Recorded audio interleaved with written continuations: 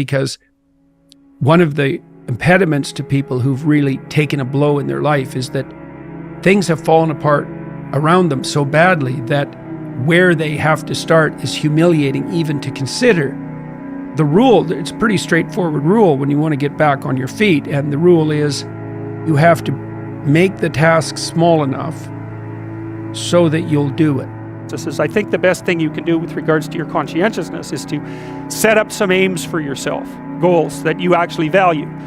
All right, you're going to have to put some effort into your life, and you need to be motivated to do that. And so what are the potential sources of motivation? Well, you could think about them in the big five manner. You know, if you're extroverted, you want friends. If you're agreeable, you want an intimate relationship. If you're disagreeable, you want to win competitions. If you're open, you want to engage in creative activity. If you're high in neuroticism, you want security. So we ask people about, well, you know, if you could have your life the way you wanted it in 3 to 5 years, if you were taking care of yourself properly, you know, what would you want from your friendships? What would you want from your intimate relationship? How would you like to structure your family? What do you want for your career? Well, how are you going to use your time outside of your job? And how are you going to regulate your mental and physical health, and maybe also your drug and alcohol use, because that's a good place to auger down, you know, because alcoholism, for example, wipes out, you know, 5 to 10% of people. So you want to keep that under control. No matter how small that is, you know, and that can, and I've worked with people. I mean, one of the things I've become well known for is my advice to start by cleaning up your room. But I had plenty of clients who couldn't go home and clean up their room. They hadn't cleaned up their room for like 20 years for all sorts of reasons. Maybe because every time they did try to do anything positive in their family, no matter what it was, they were immediately punished and undermined. So maybe, you know, you develop a vision of what you would like your life to be, and that associates the goal. Well, once the goal is established, and then you break down the goal into micro processes that you can implement. The micro processes become rewarding in proportion, in relation to their causal association with the goal, and that tangles in your incentive reward system. You know, we talked about the dopaminergic incentive reward system, and that's the thing that keeps you moving forward. And the way it works is that it works better if it produces positive emotion when it can see you moving towards a valued goal. Okay, well, what's the implication of that? Better have a valued goal, because otherwise you can't get any positive motivation working out. And so the more valuable the goal, in principle, the more the micro processes associated with that goal start to take on a positive charge. When people are very down and out and they decide to make a move forward, in some ways they're facing the whole panoply of problems that confront them in the guise of that single problem, right? It's all lurking behind it, right? It's like, you know, they see the tip of a reptile's tail outside a gigantic closet, let's say, and they look and they think, well, that's just the tip of a tail. What harm can it do me? But it's connected to the whole beast. The disadvantage is that the first task seems so small that you literally have to be on your knees to be humble enough to lower yourself to take that first step. And the advantage to that is that if you make that first step forward, you're actually advancing in the face of all that opposition. And so what that means is, well, you get up in the morning and you're excited about the day, you're ready to go. And so as far as I can tell, what you do is you specify your long-term ideal. Maybe you also specify a place you want to stay the hell away from, so that you're terrified to fail as well as excited about succeeding, because that's also useful. You specify your goal. You do that in some sense as a unique individual. You want to specify goals that make you say, oh, if that could happen as a consequence of my efforts, it would clearly be worthwhile. And so if they even went home and dared to start cleaning up the room, they'd face resistance within the family that was just a manifestation of the 50,000 times they'd been discouraged in the past, but also a move that would upset the insanity that characterized the pattern of familial interactions. And so actually, if they even made a move to clean up their room, what they were doing simultaneously was confronting the dragon in the family that had made every single person in that household insane for like 5 generations, right? So it looks simple. It's not bloody simple. Because the question always is, why do something? Because doing nothing is easy. You just sit there and you don't do anything. That's real easy. The question is, why would you ever do anything? And the answer to that has to be because you've determined by some means that it's worthwhile. And then the next question might be, well, where should you look for worthwhile things? And one would be, well, you could consult your own temperament. And the other would be, well, you kind of look at what it is that people accrue that's valuable across the lifespan. So you do a structural analysis of the subcomponents of human existence, and I already did that. You need a family, you need friends. Like, you don't need to have all these things, but you better have most of them. Family, friends, career, educational goals, plans for, time outside of work, attention to your mental and physical health, etc. That's what life is about. And if you don't have any of those things, well, then all you've got left is misery and suffering. So that's a bad deal for you. So once you set up that goal structure, let's say, and that's really in many ways that's what you should be doing at university. That's exactly what you should be doing, is trying to figure out who it is that you're trying to be, right? And you aim at that, and then you use everything you learn as a means of building that person that you want to be. And I really mean want to be. I don't mean should be, even those things are going to overlap. And it's important to distinguish between those, because that's partly, and this is back down to the micro routine analysis. So if I was saying, well, you're going to try to make yourself more industrious. Okay, number one, specify your damn goals, because how are you going to hit something if you don't know what it is? That isn't going to happen. What seems to happen when you expose people to small but challenging tasks, it does two things. It makes them more skilled, because now they're actually dealing with the problem. And so they're acquiring the new perceptions and the new behaviors that are mastery. So they're actually expanding their domain of conceptual structures and actions. That's both conception and skill. But at the same time, they're seeing themselves as the actors that can change the direction of their life. And often people won't specify their goals too, because they don't like to specify conditions for failure. So if you keep yourself all vague and foggy, which is real easy, because that's just a matter of not doing as well, then you don't know when you fail. And people might say, well, I really don't want to know when I fail, because that's painful. So I'll keep myself blind about when I fail. That's fine, except you'll fail all the time then. You just won't know it until you've failed so badly that you're done. And that can easily happen by the time you're 40. So I would recommend that you don't let that happen. So that's willful blindness, right? You could have known, but you chose not to.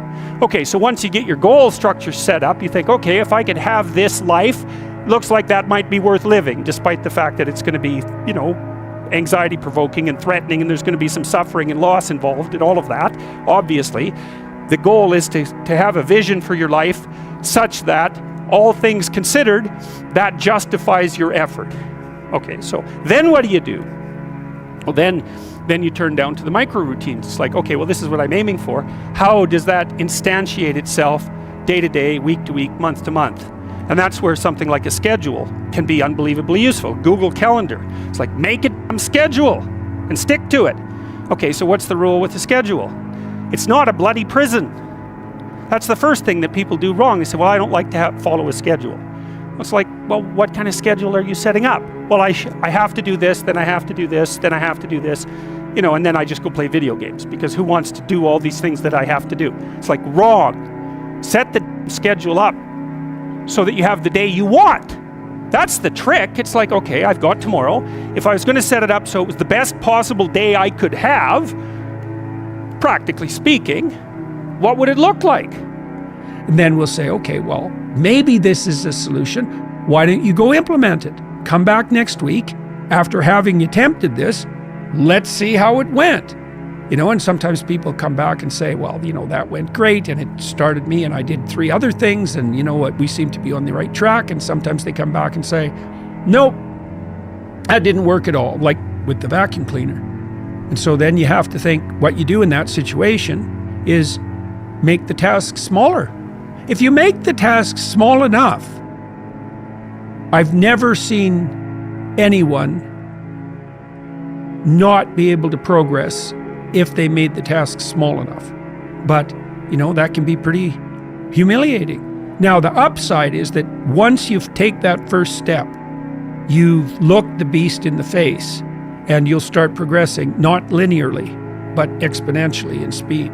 So what's cool is that it doesn't really matter how small that first step is, because it'll start doubling, and anything that doubles grows unbelievably quickly. And so that's a very useful thing to know too. And that's true when you're learning anything new. It's like you'll feel like an imposter, you'll feel like a fool, because you are, and you'll think, I'll never get there, and it might be, the destination might look very distant. But if you take a sufficiently small first step and get the ball rolling, you can be cruising along at a pretty good rate, generally faster than you'll think. Well, then you schedule that, and obviously there's a bit of responsibility that's going to go along with that, because if you have any sense, one of the things that you're going to insist upon is that at the end of the day, you're not in worse shape than you were than at the beginning of the day, right? Because that's a stupid day. If you have a bunch of those in a row, you just dig yourself a hole and then you bury yourself in it. It's like, sorry, that's just not a good strategy. It's a bad strategy. So maybe 20% of your day has to be responsibility and obligation, or maybe it's more than that, depending on how far behind you are. But even that, you can ask yourself, okay, well, I've got these responsibilities. I have to schedule the damn things in. What's the right ratio of responsibility to reward? And you can ask yourself that, just like you'd negotiate with someone who is working for you. It's like, okay, you got to work tomorrow. Okay, so I want you to work tomorrow. And you might say, okay, well, what are you going to do for me that makes it likely that I'll work for you?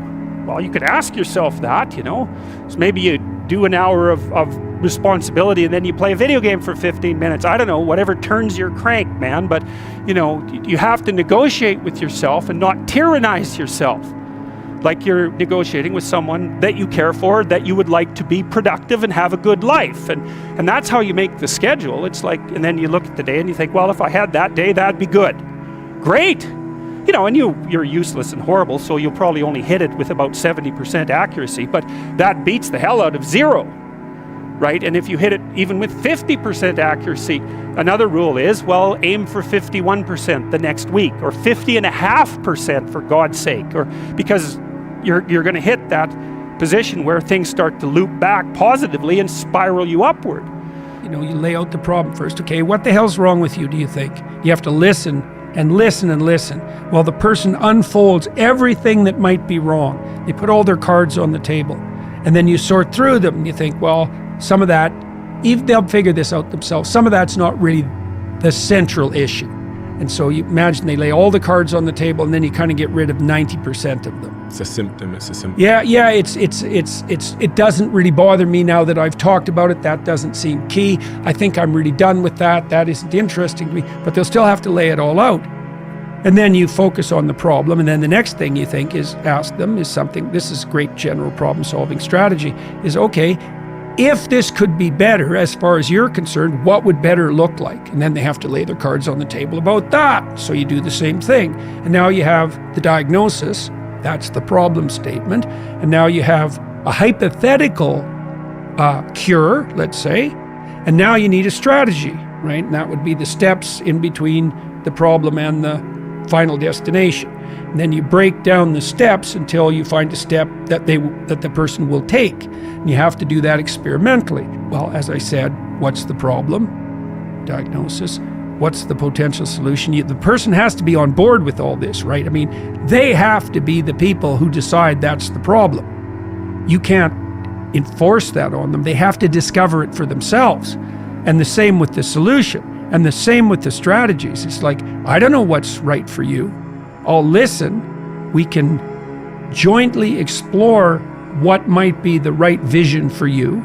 And then we can break that down into a strategy, but you have to be on board with the strategy. You have to feel that this is right for you. It's absolutely 100% crucial that it's voluntary. And so that's one way that you can work on your conscientiousness, is plan a life you'd like to have. And you do that partly by referring to social norms. That's more or less rescuing your father from the belly of the whale. But the other way you do that is by having a little conversation with yourself about, as if you don't really know who you are, because you know what you're like. You won't do what you're told. You won't do what you tell yourself to do. You must have noticed that. It's like you're a bad employee and a worse boss. And both of those work, for you. You don't know what you want to do, and then when you tell yourself what to do, you don't do it anyways. You should fire yourself and find someone else to be. I had one client, he had a hard life, man. He was like 85. He'd fallen off a ladder, and broken his neck, and they had permanently fused it, so he was basically like this. He could hardly move. He was so depressed. He literally couldn't get out of bed. You know, it was awful. And he was in chronic pain because of his broken neck. And so, you know, the first thing I did with him was get him to sit up for like 30 seconds. That was it. That's where he had to start, you know. And after, I worked with him when he was in the hospital. After 2 weeks, he was walking down the hall and able to sit up and read for, you know, 5 or 6 minutes. And he got out of the hospital. He went home. But he had to start with the simplest possible steps. And hey, man, this is the definition of humility in some ways, is that you start progressing where you can start.